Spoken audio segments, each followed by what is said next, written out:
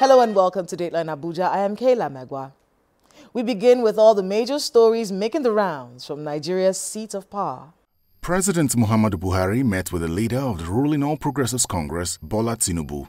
The former Lagos State Governor was in the State House to announce his intention to contest for the office of President in 2023. It's a categorical declaration.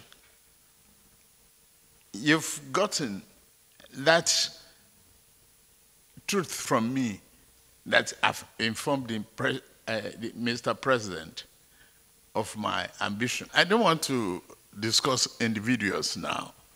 I must discuss myself. I have the confidence, the vision, the capacity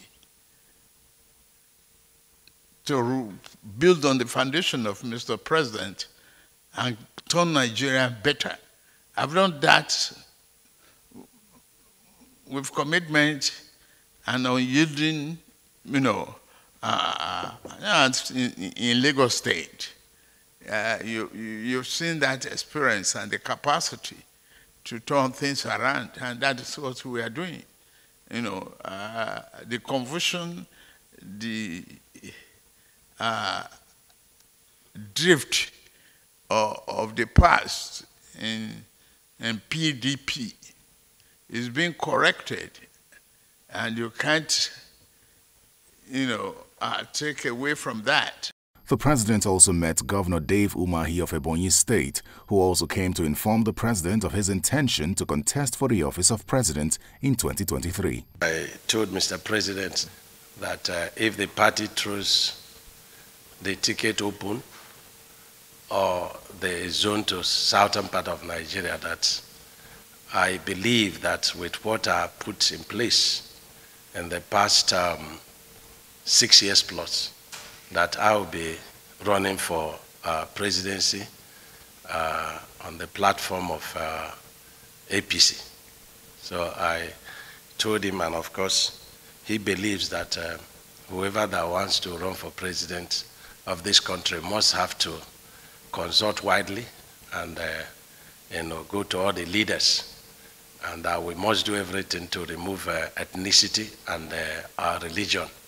President Buhari has endorsed the establishment of the Nigerian Diaspora Investment Trust Fund.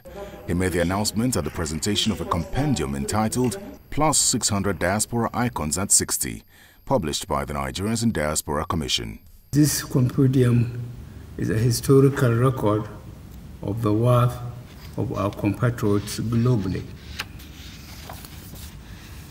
This distinguished list also reminds us of what Nigerians are capable of doing to the delight of the global community.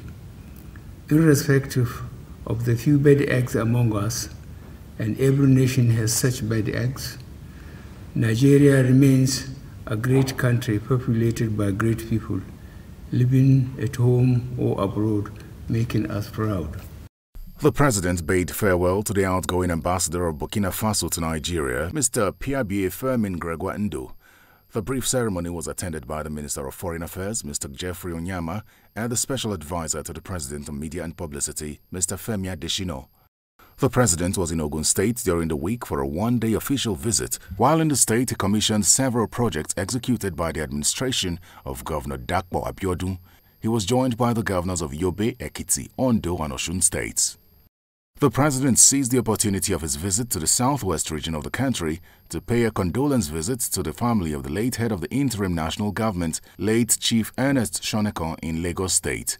The president was received by the widow of the deceased, Mrs. Margaret Shonekan, and family members. Professor Osinbajo met with the deputy governors of the 36 states of the Federation. The meeting discussed the border disputes across the country, and the vice president used the opportunity to urge politicians to stop playing ethnic and religious games with boundary issues. I believe that bold, fair-minded, just and courageous patriotic leadership is required to ensure that border disputes are settled without politicization, without heightening tensions. And very often we find that where politicians play ethnic games or religious games, it mainly exacerbates otherwise straightforward issues. And may very frequently result in violence and death. Professor Osinbajo met with the Greece Minister of Foreign Affairs, Mr. Nikolaos Dendias. Aside from announcing the donation of over 900,000 doses of Johnson & Johnson COVID-19 vaccine to Nigeria, both parties signed bilateral agreements on migration and other areas of partnership. The federal government is committing $500 million towards youth development in Nigeria as a way of affirming its belief that young people are Nigeria's biggest asset. The Vice President, Professor Yemi Osinbajo, stated this at the International Award for Young People. For meeting you all today is a reminder of the achievements of young people across Nigeria. Daily, we have Nigerians in our armed forces leaving behind family and friends in terms of operations across the country. We've seen how young Nigerians rallied in the wake of the COVID-19 pandemic and designed various technology solutions to support the government. We've seen young Nigerians break new ground and earn global acclaim in innovation, in technology, in sports, in the arts and entertainment. So it's clear to us that our young people are our most valuable assets. And the federal government believes that they must be encouraged and supported in every way, which is why we're currently raising about $500 million to support technology and creativity. The project is led by the African Development Bank, which has already committed $170 million to the enterprise. Professor Osinbajo delivered a lecture at the Leadership Enhancement and Development Program, organized by the head of the Civil Service of the Federation. He seized the opportunity to call for improved remuneration for the nation's civil servants. When I joined the civil service as vice president and the president, after about 2 months or 3 months of waiting for our pay to come in, the president asked me whether I had been paid. I said, Mr. President, I have not been paid. He said, I have not been paid either. And this was the president and vice president. So the question we must ask ourselves, why does it take so long? I mean, is it even possible for a nation to develop beyond the capacity of its engine room? The empirical examples of other countries that we have, especially late developers, show that a highly capable and professional bureaucracy is sine qua non for successful development of any country.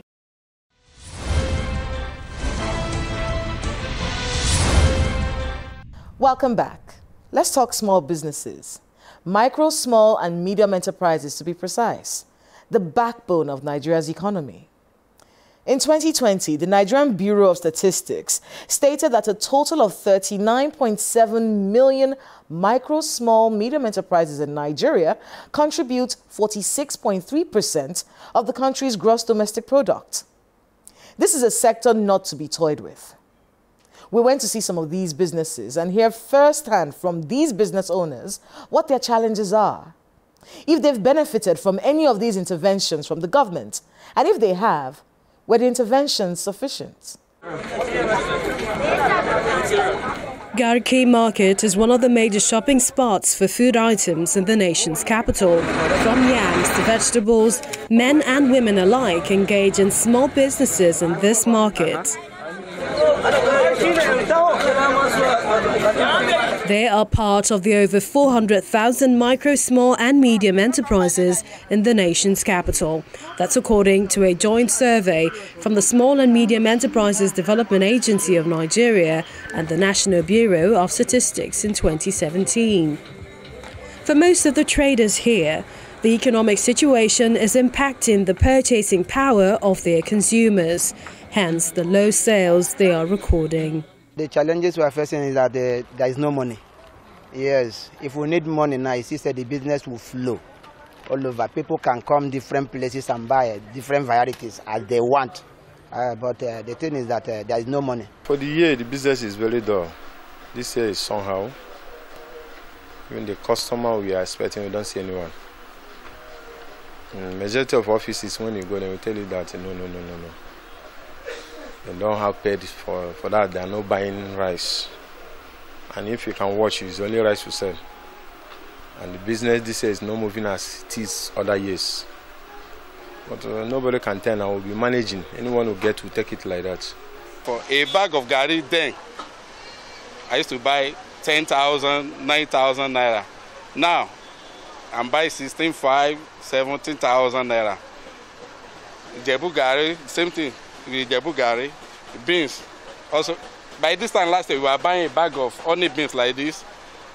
Let's say 20,000. Now, if I go to market now, I have to cough out nothing less than 40,000 to buy now. So we are facing a lot of challenges due to economic situation in the country.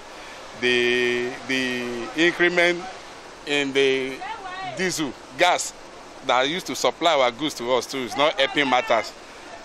In fact, there is an increment in everything. The National Survey notes the main challenges confronting the operations of MSMEs in Nigeria as access to finance and poor infrastructure, inconsistency in government policies, multiple taxation and obsolete technology. Nevertheless, money tops the list of factors inhibiting the growth of the sector, which the survey says generates almost 700,000 jobs in the nation's capital alone as at 2017. At least government can help by even giving us a loan. At least we do business. At least for the common businessman in the market, they give us loan to do business. But they have not been doing that, and nothing of that have happened in this market, which I know. If you are bringing down a container from Lagos, you pay about 1 million. Another major problem is custom people. After clearing your goods at the wharf, on the road, just before you climb that long street, that long bridge, when you're coming to Abuja, you see customs officers there. They seize your containers. They seize my containers about 2 or 3 times, and I had to pay. The first time I paid 350. The first one in fact, I was almost crying. The third one too, that was exactly what happened. The seized container, and it happens to a lot of people between Lokoja and Abuja. Customers over there, they are really disturbing us. There are several interventions from government at all levels to improve the MSME sector because of its contribution to the nation's gross domestic product. Nevertheless, more needs to be done. I urge users of statistics in both the public and private sector to exploit it as a tool for informed decision-making process towards the growth and development of businesses in this country. And I urge every stakeholder to work in a more coordinated manner to ensure the structured and sustainable development of nano, macro, small and medium enterprises in Nigeria. To address some of the factors affecting small businesses in the country, Sweden is putting in place coordinating mechanisms across the 3 tiers of government to ensure that the issues that MSMEs are usually confronted with are properly tackled. Guest on the program is the Special Advisor to the Vice President on MSME, Mr. Tola Johnson. He believes the interventions for MSMEs by the Buhari administration could make our MSME space one of the most productive on the continent if they are sustained. And he tells me 2022 is the year they double down to ensure this.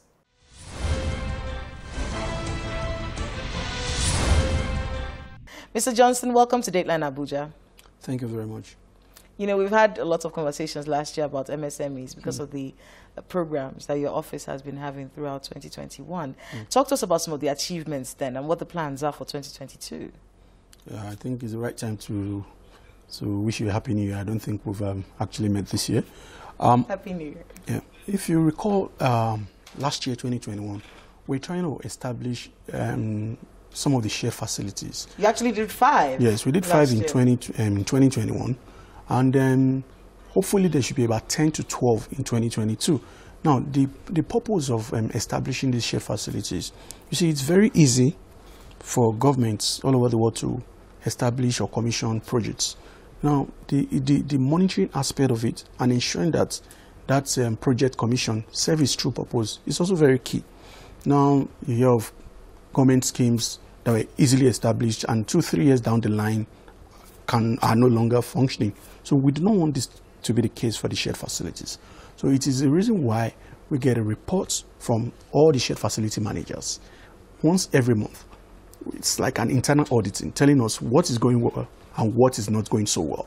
How can we help as federal, and how can the state government come together with federal government to assist? Now, one key factor in establishing those shared facilities was the location. If you will recall that the one that was commissioned in Zaki Biam in the market, with over close to 40,000 yam sellers in the market. So the issue of, is it going to be, the issue of patronage is not there. Because you're going to the actual clusters. Good. So we're going to the actual, particular businesses. Exactly. So you go to the actual clusters where you already have the businesses waiting for this equipment. Then you now give it to the associations there to manage. Of course, they will be monitored by the federal and the state government, but the day-to-day running of these facilities are by those associations. Now, in 2022, the plan is, without delays, if there are no delays, the plan is to have one or two commissioning per quarter. One or two commissioning per quarter. So you should anticipate that there might be one or two delays. But hit or miss, we plan to commission nothing less than 8, basically. But if we get our targets right, a minimum of 8. Yes, a maximum of 12. A maximum of 12. Everything about the Buhari administration that you've been talking about to me since the very first day, I bet you, is the fact that the Buhari administration is trying to move people out of poverty. How has this impacted MSMEs? Because the bulk of the businesses in Nigeria are not the big businesses. The bulk of people actually do low-level businesses, and that's what this particular program was created to address. How has it impacted MSMEs in Nigeria? Okay, so now let's take an MSME that just sows normally at the Ikeja area that island exists. They just sow. Then after sowing, they will need to go to Lagos Island somewhere to go and get their embroidery done. They will pay for that. They will pay for that. Now, let's assume that these MSMEs will go and fix the embroidery for 3,000. That is additional cost on their production, right? Now, with the setting up of the shared facility, that same embroidery that they are going to look for on the island, you don't have it close by. And the 3,000 they will have spent going to go and sort it out, you'll probably spend about 1,500 fixing it here. So what you have done is that you have cut down their cost of production. Basically, an MSME that maybe has a contract of 100,000 naira, and maybe cost of production will have been 70%. Now, if he goes to use the federal and state shared facilities, what he will probably be doing might be 50%. So that MSME now has more cash accessible to them that they can use for other things. Now, and this is not one MSME. We're talking about loads of MSMEs, basically. So that is very key. It's very key that MSMEs are able to wake up in the morning and not looking for the president's number or the VP's number. Give them an enabling environment to survive. A lot of Nigerian businesses do not want much. When you interact with them, you find out that a lot of them do not really want much. They just want to be able to live. So this government has made it a priority, and that is why in 2015 the president ensured, he told the vice president, you have to sit on top of this MSME space. Once they see that a vice president is in charge and we are very keen in this space, then maybe the private sector themselves will key in, and so that we can have a better deal for our MSMEs. So let's talk a bit about access to finance, which is something a lot of MSMEs have been asking for. What's the plan for 2022 to grant more access to finance for MSMEs in Nigeria? MSMEs in general, the biggest issues they have is access to finance at the right tenor. It is very key. Now, if you have a business, say a business that is valued at 100 million, and you need to expand that business, and say you need to get another 100 million, and you are being given this 100 million at 23, 25, or 30%.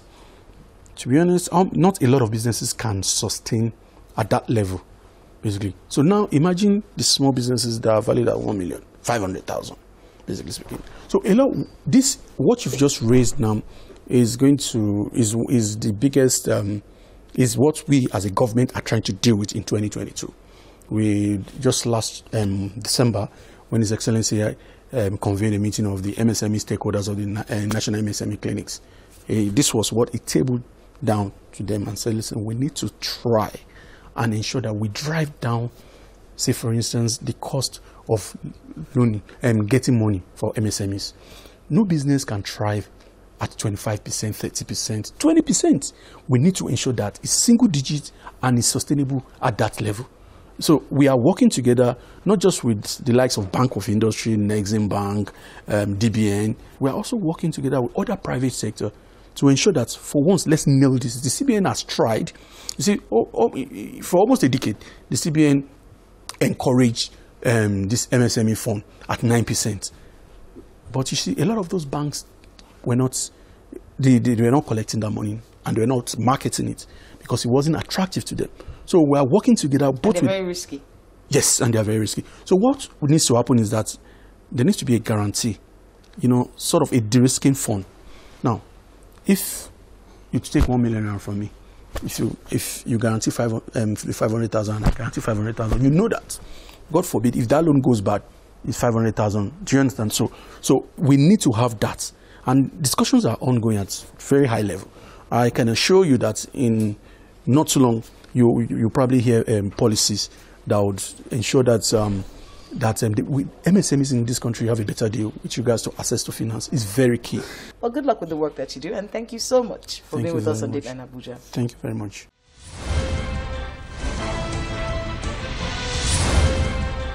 Thanks to my guest, Mr. Tola Johnson, and to everyone who spoke to us on the program today. The truth is, Nigeria is a country of micro enterprises with over 39 million small businesses. Wouldn't it be a fatal mistake for our country if these businesses fail? Imagine the rise in crime that would most certainly be a fallout of these businesses crashing. It may not look like your problem now, but it most certainly will be your problem then. That's Dateline Abuja this week. Please let us know the happenings in your neighborhood using the social media handles showing right now on your screen. Thank you so much for watching. I'm Kayla Megwa. See you next time.